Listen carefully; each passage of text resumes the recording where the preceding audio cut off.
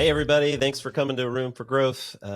Excited for our guest today. Before that, Billy, we're going to be talking about loyalty programs today.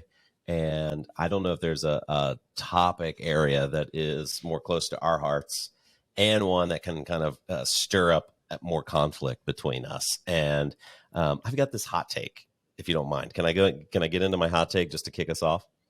Hit me with your hot take. Yep. Hit it. All right, cool. So loyalty programs, and we're going to talk about this with our guest. There's so many loyalty programs in the market. It's kind of at this point now where if a brand doesn't have a loyalty program, it's you wonder, are they just holding out forever? It just goes completely against what they offer.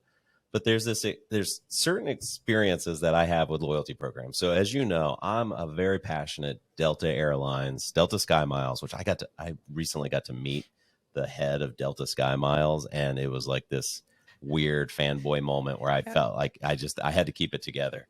But Can confirm. the experience, Can confirm Billy was fanboying at a conference, like in passing. Yeah. Hi.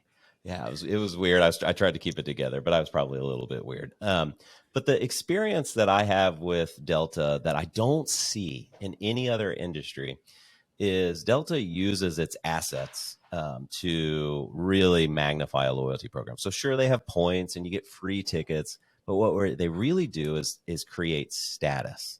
And that first time, before I was a Delta Sky Club member, Sky Miles member, I never ever had the experience of flying first class.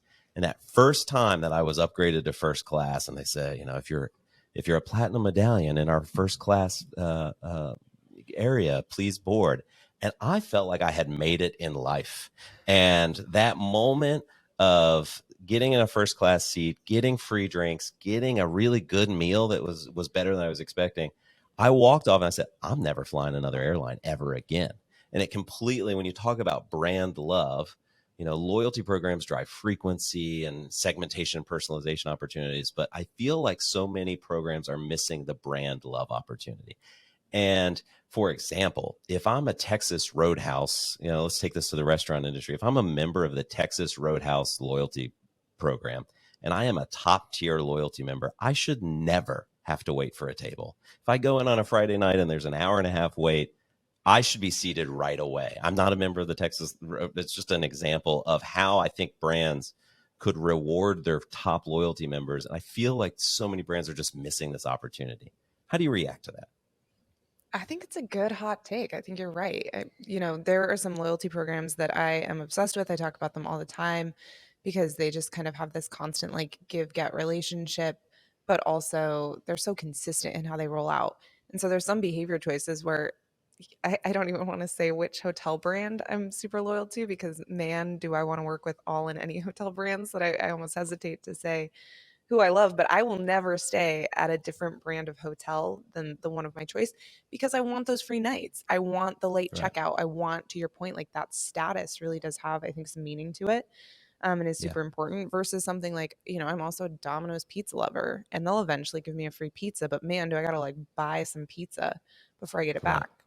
And then even still, I just told you this, but like I'm a huge Nike shoe enthusiast. I'm really loyal to Nike shoes, even in a world where there's all kinds of new running shoes and athletic wear you can choose from. But the Nike loyalty experience is basically nothing. Like it's so interesting that you can buy a $160 pair of shoes, a $200 pair of shoes, and it's great to get those shoes, but you're not going to feel that moment of satisfaction or importance to their brand. And maybe they don't need it. Maybe they're at a point and they use their sneakers app, which is kind of for highly exclusive sneakers. Maybe that's their loyalty experience. I'm not sure. That's something we could dive into. Have you seen any? Are there other examples that I'm missing that you've experienced in terms of loyalty interactions, particularly outside of travel and tourism, where they have these like incredible asset that they can upgrade and give away, where you've felt this brand love kind of upgrade type of atmosphere? That's really interesting. So, I'm obsessed with loyalty. I kind of declared 2021 the year of loyalty for me, where I spent so much time just breaking down into frameworks. What makes a good loyalty program? What are the components of it? Something that I don't think is a good component of a loyalty program, but is a really interesting example of loyalty, I think is Nordstrom. So Nordstrom isn't what I'd think of as sort of this top tier traditional loyalty program, but twice a year they do this mega sale where they reward their credit card holders and give them early access to the items that they put on Mm, sale. And they do a huge amount of advertising around it. So it becomes this really buzzworthy event. I think that's one example of really yeah, providing some brand love, where for folks who have that credit card, have made a pretty big decision to be loyal to that brand, they do something that is fairly exceptional to that user base. So that's one example I yeah, can think of. yeah. I feel like it's a missed opportunity with brands, and I think that maybe something we'll have to ask. I work on the consulting agency side, so it's kind of easy for me to sit here and say, no, this is what you should do. But all of these things have cost and operational implications, and maybe that's the barrier that I'm just not considering. But yeah, our guest today, we have two incredible guests that you've worked with very closely, and tell me a little bit of why you're so excited to have our guests from CKE and Carl's Jr. and Hardee's come on today. Yeah, so for those who aren't familiar, CKE is the parent company of Carl's Jr. and Hardee's. So we're going to be speaking with Jason Seeley, who's the Senior Director of Digital and Loyalty at CKE. So he oversees a huge breadth of digital products for the brands. And then Apryl Felver, who's the Director of Loyalty and CRM. She's just so well versed in these loyalty programs. So first of all, they're veterans in the industry. They have launched loyalty programs before extremely successfully at other brands that I'll let them talk about. But when we started working with them at CKE, they came in so quickly and had a vision for where the loyalty program should go, what the technology capabilities were going to need to be to launch a successful program, and just how to get there. So I think they attacked this problem at a speed and velocity that at Willow Tree we love. We always kind of like hang our Right. hat on how quickly can we bring an idea to market, make it a really great product experience, and then start to test it. So I had a clear sense right away that we were working with like our people, you know what I mean? And it's been a really Yeah. fun journey. They're going to talk about a campaign that we just helped them launch for one of their biggest partnerships of the year that involved really complicated M particle to braze to punch integrations, where we were ultimately assigning individual and personalized codes to unique users based on their purchase of a specific product, and then rewarding them through a partnership with Fandango. And so not only did they have this big vision, launch it quickly at high velocity with best in class tech kind of at the core of it, but then immediately went in and said, hey, let's take a really fairly ambitious campaign idea for a new to market loyalty program and launch that right beside one of our biggest brand partnerships of the year. So I've loved their Awesome. enthusiasm, have loved their bravery as they've stepped in to working with Carl's Jr. and Hardee's. And I'm excited to talk to them more. And what's you've got? Don't you have a burger that you're obsessed with from Carl's Jr.? Do I remember that right? Yes. So I spent a lot of time living on the West Coast. I love Carl's Jr. The double Western bacon cheeseburger, I think, is like sort of truly exceptional. If you haven't had one, you're missing out. I think it's a little underrated. I think it's a little Okay, too low key. But man, nice. the More first hot time you have takes. one, you're going to be like, yeah, there's a hot take for it. Double Western bacon cheeseburger for all you people living in the Midwest or in urban areas where you don't have Carl's Jr.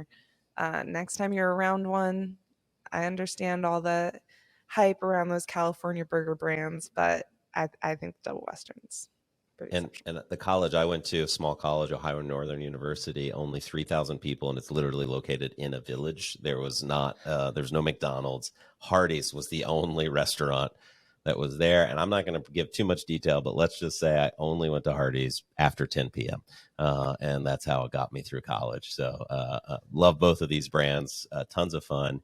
And with that, let's get to our amazing guests, Apryl and Jason.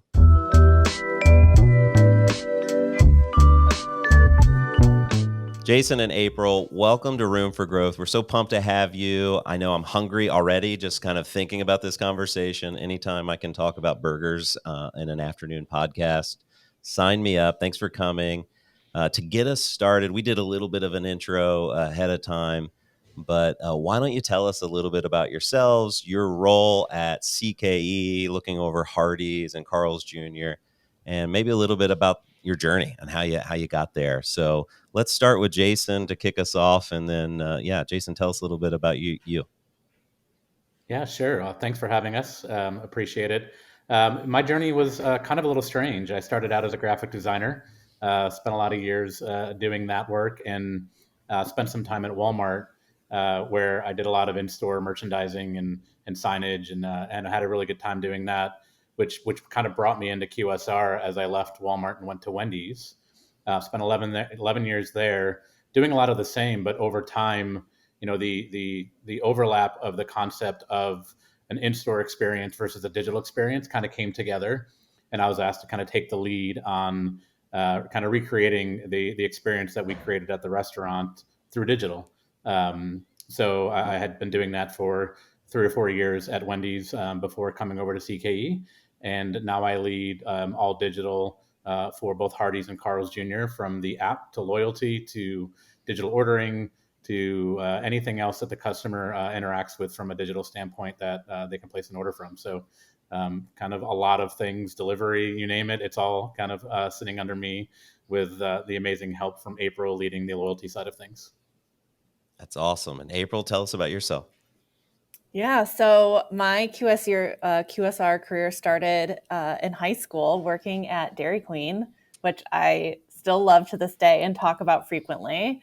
I worked there all through high school and college. I ended there actually being a district supervisor for 5 stores, so on like the ops kind of side. But for some reason, like left and went to grad school, which, who knows where I could have been today. But did go to the agency side for a while and worked with both QSR and what they called experiential dining brands there before also going to Wendy's. Jason hired me there. So started right when they were kind of doing their transitional journey and developing their, digital platforms and the app. And one of the things was they had, tried loyalty a couple of times and was trying to decide if it was worth doing again. And that's what I spent most of my career at Wendy's doing, was, doing a lot of the research to figure out what type of program they could do, finding the vendor to actually build the program, and then actually launching it in the world. And it's actually going to celebrate its 2-year anniversary in just a couple of weeks. So, had the opportunity. Then once Jason left, he asked me to come join him at CKE, probably one of the biggest honors of my life.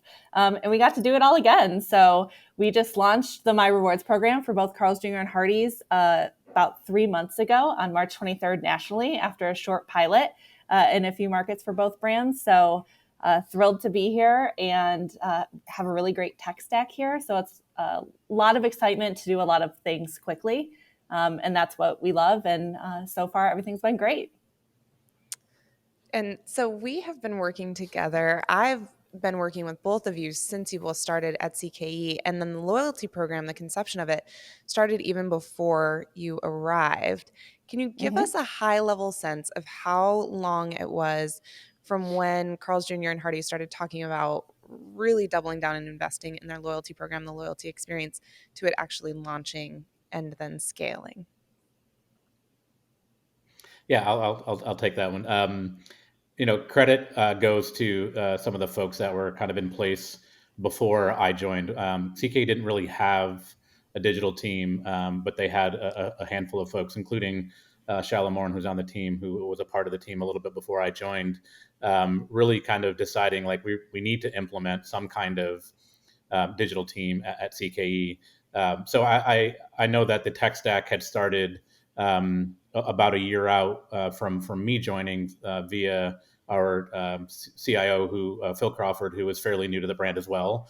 So his goal was to kind of make sure that we simplified our POS and moved towards some technology that allowed us to then move into having digital support for our customers. So I'd say that the discussion probably started about 2 years before we launched.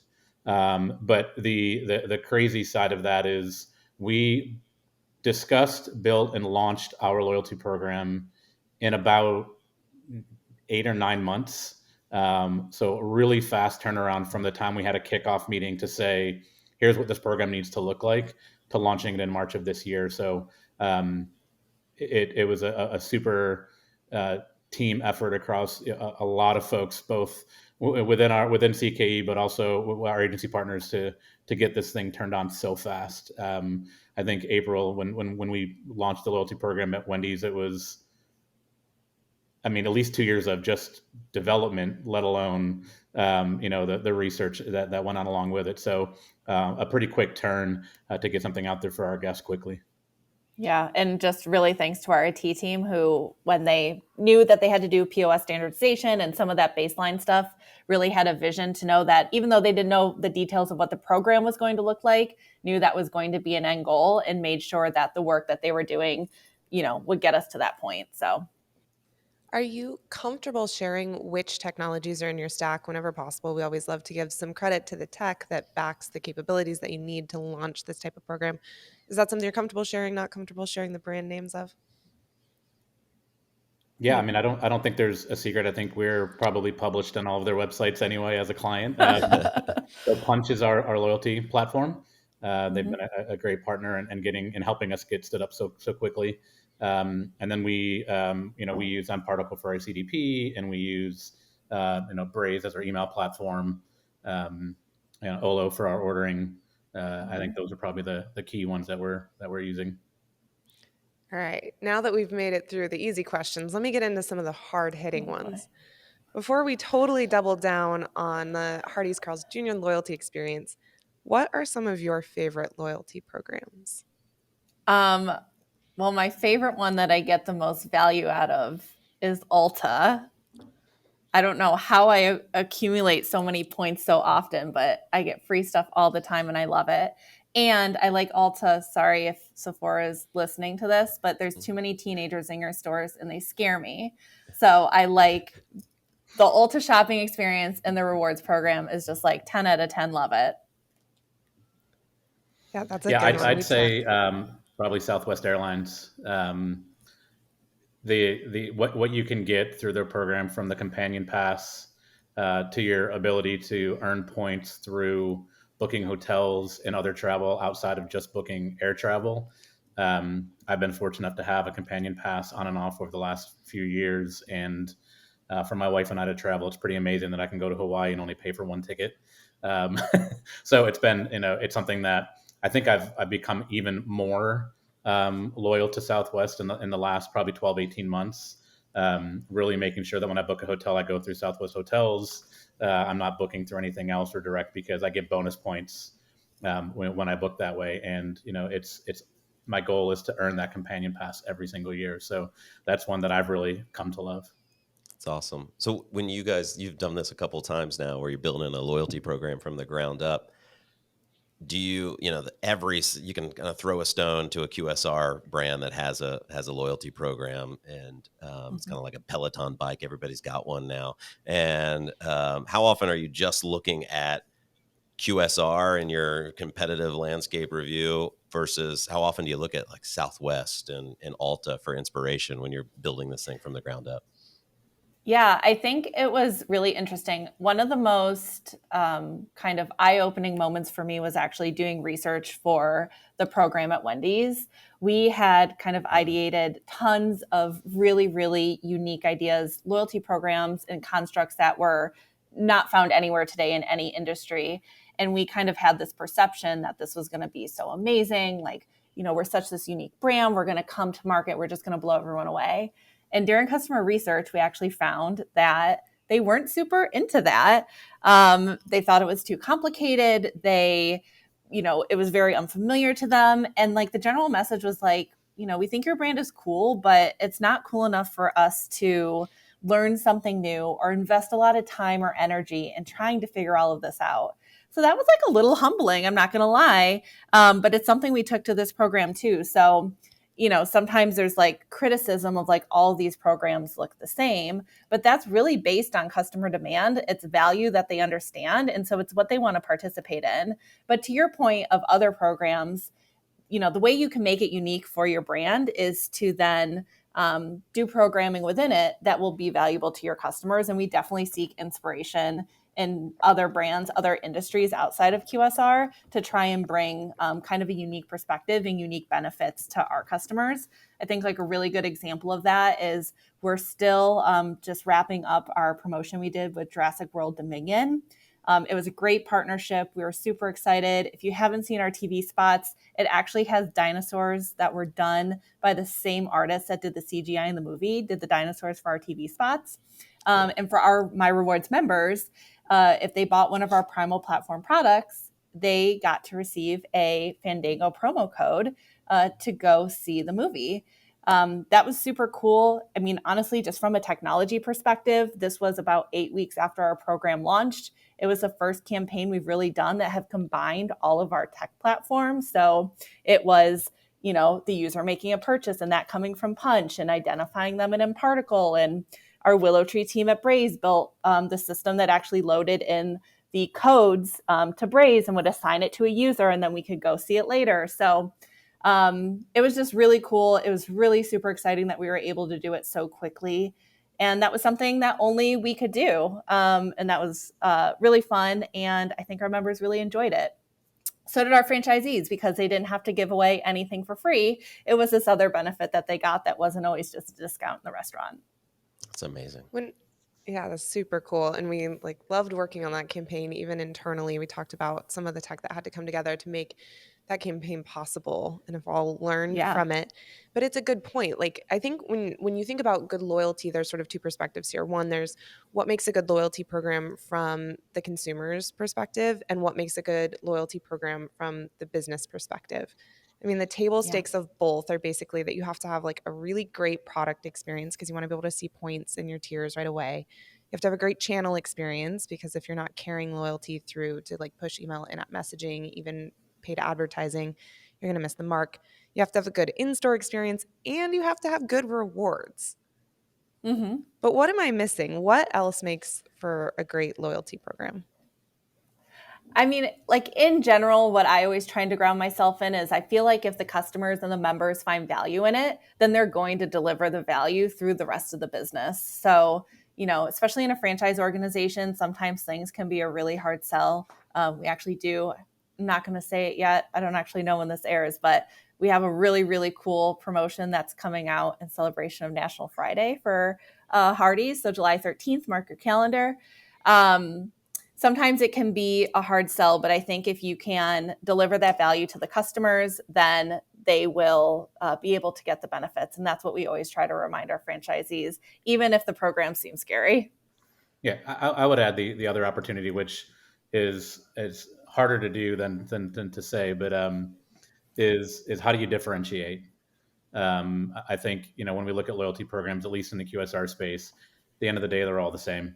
They're really not as different as we sometimes like to tell ourselves they are, and that we're different from our competitors. So it's how do you take advantage of the program that you have to use it in a way that's different, whether it be what you offer the guest, or just the ways that you get your guests to engage. So I think that's where Apryl and I are most excited about the program that we have. We're only 3 months in, so we have a ways to go. But the things that we've discussed and thought about, looking out to the future that we'll be able to do, we're gonna really focus on how do we just be different. So, we're fortunate enough to work for a brand like Hardee's and Carl's Jr. that can get away with being different, and we're going to take full advantage of that opportunity. So I think as our program grows and evolves, you'll start to see, hopefully, us start to pull away a bit from looking like everybody else. Tell us more about the current My Rewards program that you've launched. Are there kind of pieces or portions that you're really jazzed up about and excited that are part of the program that's launched so far? Yeah, so the program is typical structure. Users earn 10 stars for every $1 that they spend. Again, it's a structure that at least our members really appreciate and understand the value of. We have 3 tiers of rewards. So as early as 150 stars, you can start redeeming that for free food. And then we also have 300 and 500 stars. So just depending on what you want to do. We have a lot of opportunities for bonus stars. So again, right now in celebration of our promotion with Jurassic World Dominion, users can earn 150 bonus stars with every Primal platform menu item they order. So we like to do that to kind of enhance our LTO items and also give them benefits to ordering in the app versus in the restaurant with some of those added benefits. So also, we have mobile offers that are available to users. This is where some of our personalization efforts are going to start to come in based on what we know our users are ordering and what they enjoy the most. We want to make sure that the offers in their app reflect that so they can continue to choose us over our competitors. So two things, there are a lot of different ways to measure the success of a loyalty program. There are a ton of business outcomes you could potentially be focused on driving, everything from average order value to frequency of conversion and how many times a consumer is coming to either a drive-through or placing a digital order. You could simply focus on digital adoption or things like decreasing cart abandonment and churn from a conversion process. Or even categories of food. I know, especially for Carl's Jr. and Hardee's, things like breakfast can be really important versus lunch and dinner. What was most important from a business perspective in terms of what you measured and called success? Yeah, I would say right now, all of the above, right? I mean, I think at the end of the day, it's all of the above. But I think in the immediate, as we're just kind of rolling out and activating, we have a bit of a frequency opportunity. So, our average guest does not, come as often as they visit our competitors, and it's not because they don't visit QSR; it's they're just not choosing us. So our biggest opportunity right now is to get those that are engaged to come back more often. And we feel like, what better way to do that than with a loyalty program where they benefit the more they visit, right? So I think that's probably the biggest metric that we're watching right now is outside of driving adoption and acquisition and getting users in. It's the goal is really to get them come back more often. I think that's the biggest thing right now that we're focused on. But everything that you mentioned is important. We're monitoring all of it. Average check obviously is where it matters to our franchisees. And frequency just comes with that, because if they come more often and we continue to kind of hold the above average check that we see, that's always greater than when a customer visits us traditionally. There's no reason why we shouldn't bring as many people through the digital channel as possible. Yeah. Point. What about operationally? Were there anything that you did that, especially in a franchise organization, that's kind of that extra layer? If you go to a Home Goods, any TJ Maxx type of corporation, I guarantee you they're going to talk to you about the loyalty program when you check out. The same with Panera. I've had that same experience. Do you want to use your Panera card today? And how that's easier said than done. Talk about another thing easier to talk about than to actually implement, especially in a franchise organization. Any tips or tricks that you have experienced operationally around this? Yeah, I mean, part of it too is like we don't want the burden to be on our crew members. They work really hard and they deliver great experiences for our restaurants, and we don't want to make their jobs harder than it already is. Especially right now, we are not immune to some of the staffing issues that are happening across every industry in the country right now. So our goal is to make sure that the experience is really seamless, that it's super easy for the customer to place their order. They know exactly where they need to go in the restaurant to pick it up when they leave, and that we can actually kind of minimize some of that crew engagement. So then that way they can just pack the order because it's coming through automatically. They know that they can hand it off and then they can be on to the next thing. So, we did try to do fun stuff for our crew just to get them excited. Obviously, there was training, so they knew the basics of the program. We reinforced some of our mobile ordering procedures so they knew how to find the orders in the point of sale. We did send them like little hype packages that were fun. It was just like a big box of like snacks and some reward swag. And that went out to the entire system. So that was a fun way just to celebrate this milestone with them. But again, like in general, we want the loyalty program and My Rewards and the app to pretty much be self-serve, where that is kind of the restaurant where the user is transacting and they just happen to be going to a building to pick up the order. So we'll continue trying to make it that way. And so then that way our crew members aren't burned too much. So if loyalty programs generally have a bit of a best practice framework to them, they have some expectations from consumers. Talk to me about what makes a loyalty program really hard. And when you talk about, for Wendy's, it was a couple of years of research, but even for Hardee's, Carl's Jr., it was a really fast turnaround at, 8-9 months, almost a year. That's still a huge undertaking. Like, is it the tech? Is it the fulfillment piece? Is it how you get all these channels to work together? Is it just that it's hard to figure out the simplest way to tell people how to earn stars? What did you find most challenging? Yeah, I mean, I would wrap it around development for sure. I think going in, the benefit that we had as Hardee's and Carl's Jr. is the stage had been set, right? All of our competitors at this point, with few exceptions, already had a loyalty program. So the positive to that is we already know that our guests have an expectation. So to make sure that we're delivering on that expectation at a minimum mattered. So, the concept of earning, whatever it is that you're earning, points, stars, visits, in exchange for something in return, right? Like that's the foundation of a loyalty program. So, we knew that the program itself was, conceptually the easy part, right? And we just had to determine how many stars, what do you get, that I think came together pretty fast. But when you think about the amount of, kind of tech stack integrations that are required to make this work, especially to do it right? So we could have turned on a loyalty program and know nothing about our guests, not being able to personalize, offers and messaging. We could have done that even faster, right?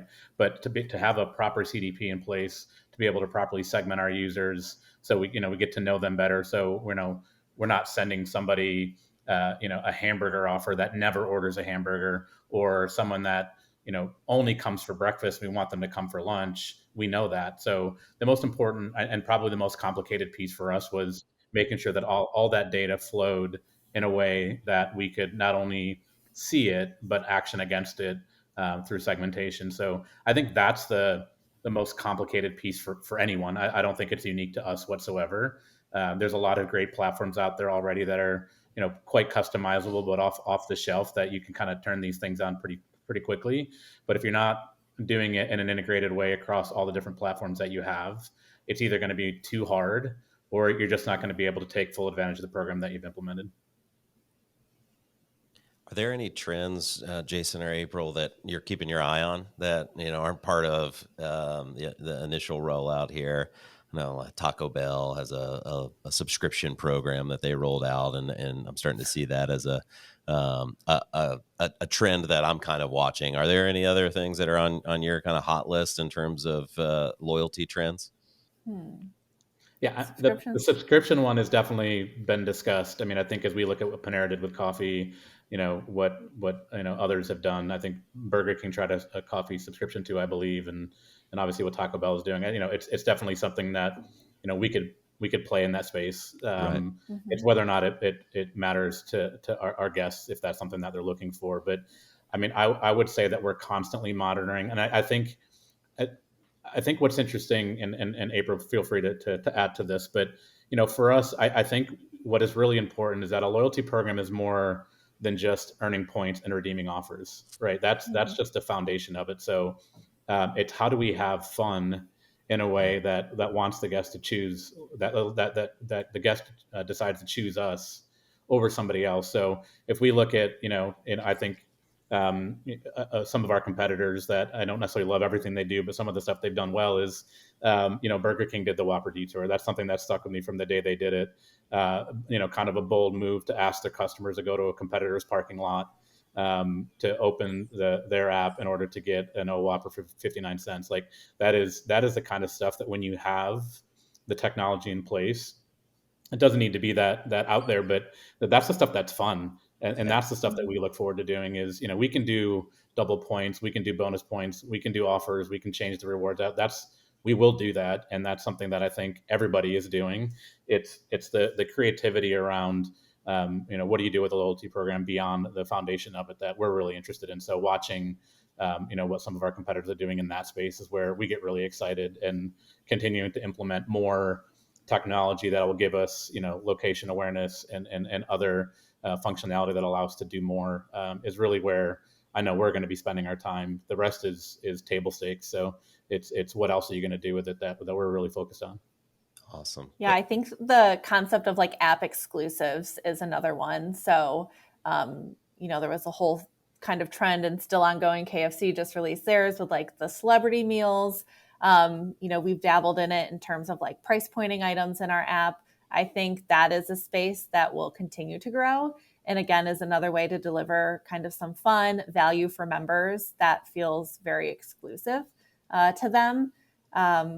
The one thing that I think is the opportunity in our space is everyone kind of advertises it as a app exclusive, and then you actually go to the restaurant and you can get it too.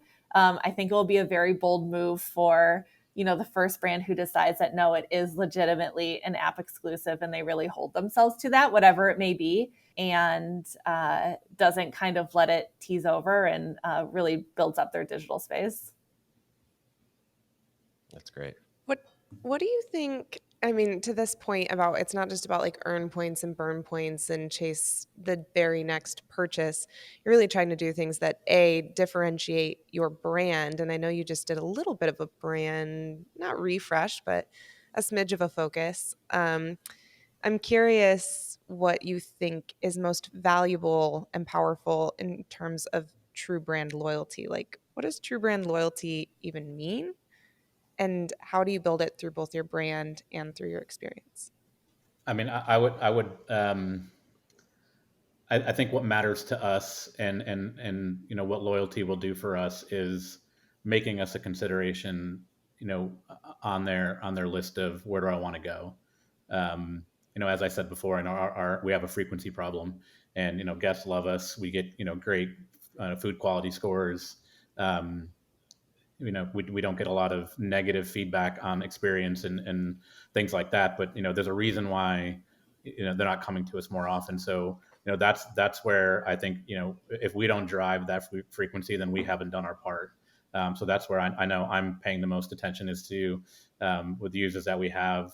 We don't have previous data on our guests, so we don't know how often they were coming before. So it makes it a little bit tricky to know, like, oh, we've got this guest that comes 3 times a month, but maybe they were coming 3 times a month before. So it's really, if we think about it in, my Walmart days, it was, one more item in the basket. For us, it's one more visit, right? It's how to get them to come one more time. And if we can get them to come 2 or 3 or 4 more times, then that's even better. But, that's really where, that's what it comes down to for us is, at least from my point of view. I'm sure Apryl may have a similar or a different point of view, but that matters. And how do we do that in a way that's differentiating is going to be, I think how we win, right? Because if we're giving, earn X amount of points and get a free fry, and we're doing the same thing, and our 5 competitors are doing it as well, we're not giving a guest a reason to choose us over them because we're all offering the same things. Right. So that's where the value to the customer comes in is how do we make sure that our program is, ideally more valuable in their minds than our competitors' programs. But at the same time, as also has been discussed, while not, discounting so steep that our franchisees are saying it's not worth the effort, right? So it's the lifetime value of the guest, matters amongst that as well. Great. So Apryl and Jason, you guys get to do marketing for fast food, which, in my opinion, it's kind of hard to top.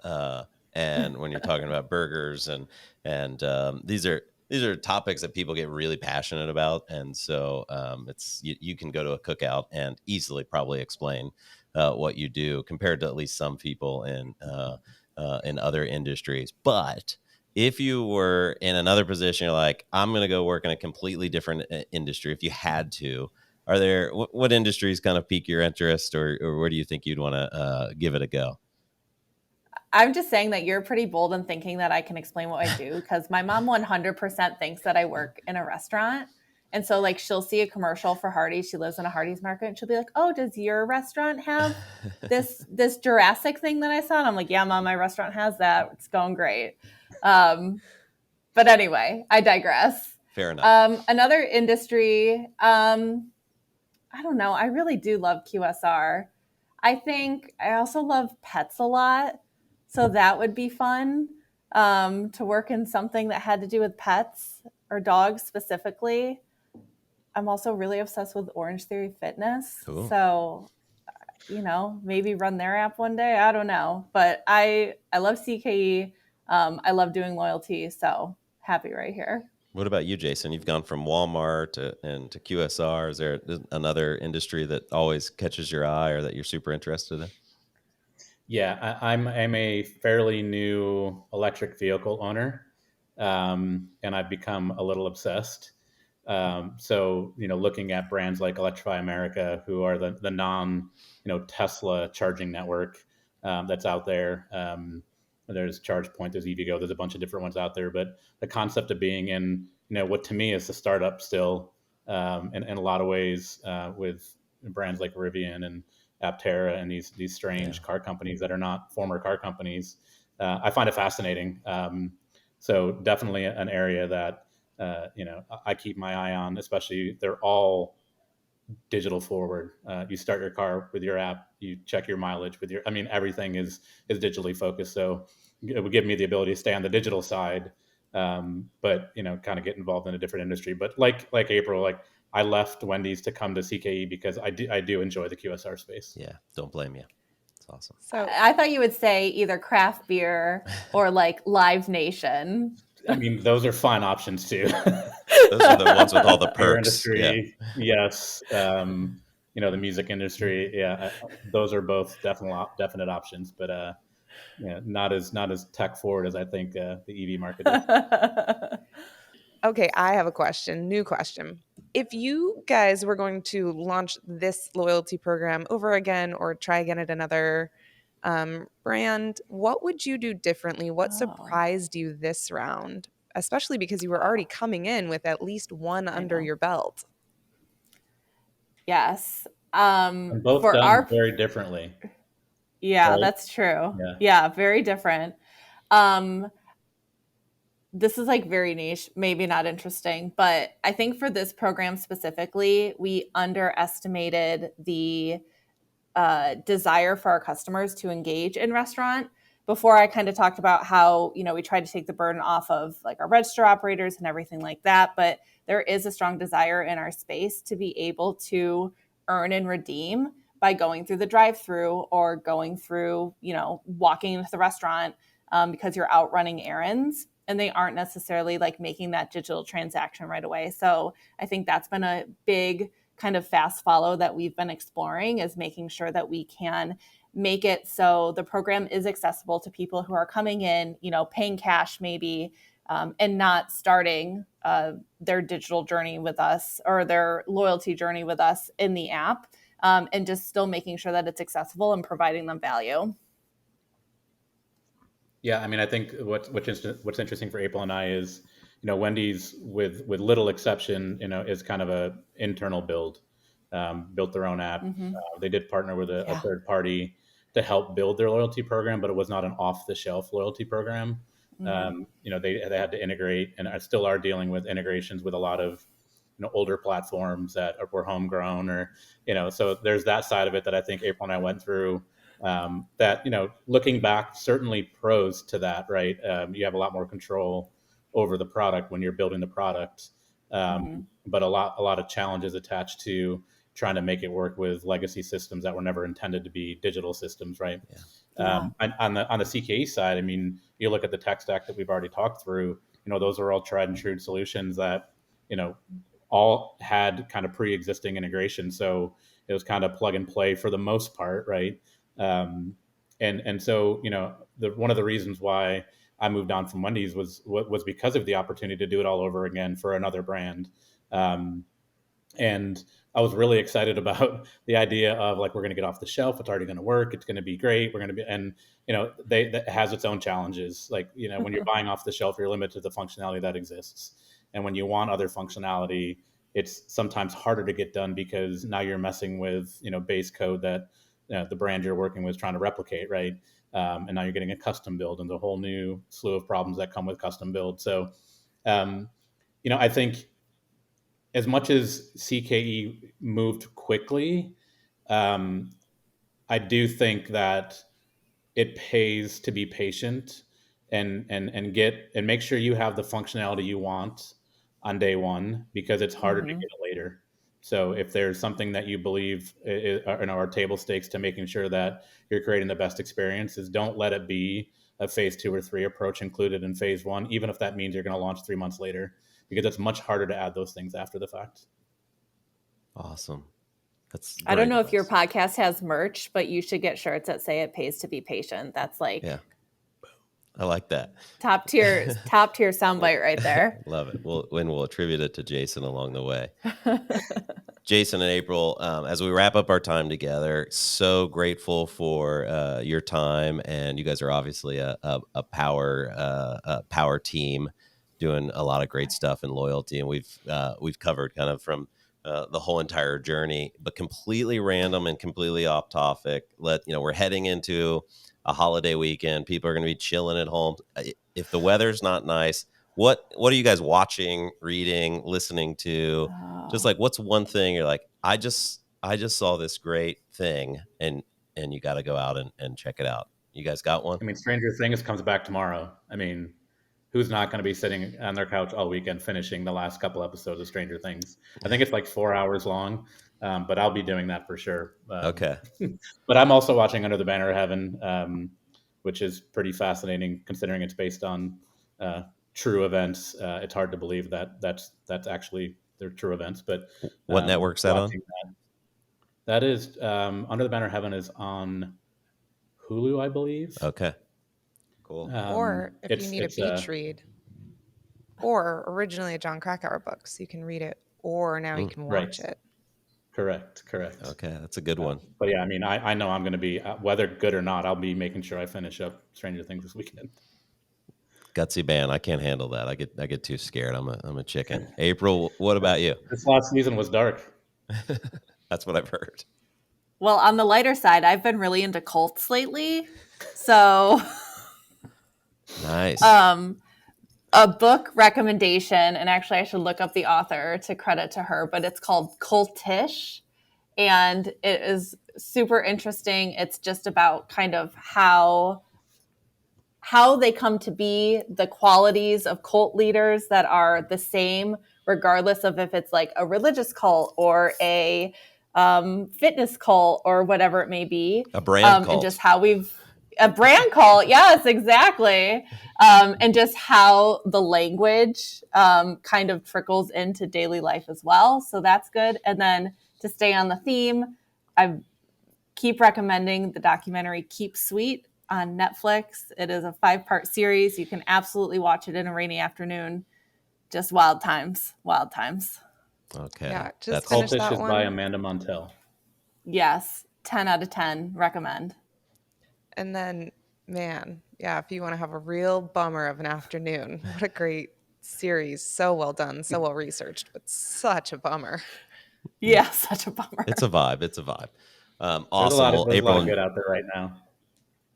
Oh yeah, a lot of plenty rainy afternoons come filled with good stuff. So again, thank you so much. I know our listeners that are in the QSR industry or in the broad marketing industry, a lot of good nuggets in there, and we appreciate you guys sharing your story, and thanks for giving us your time today. Absolutely. Yeah, thanks for having us.